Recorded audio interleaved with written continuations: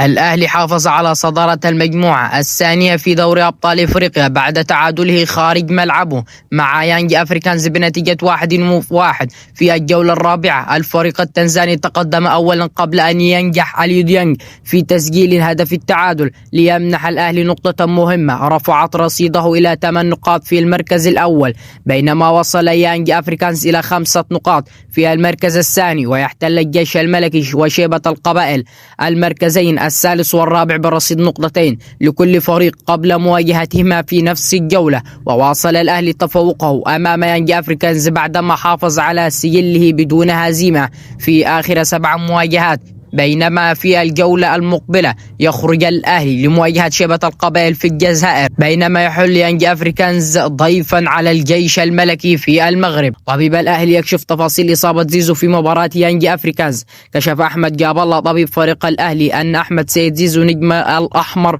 تعرض لإجهاد بسيط في عضلة السمانة خلال مباراة يانج أفريكانز بدوري أبطال إفريقيا، وتعادل الأهلي مع يانج أفريكانز إيجابيا بنتيجة 1-1 اليوم السبت بالجولة الرابعة من دور المجموعات بدوري أبطال إفريقيا. وأضاف جاب الله أن زيزو سيخضع للفحص الطبي مجددا، وذلك قبل مران الفريق الجماعي بعد العودة إلى القاهرة.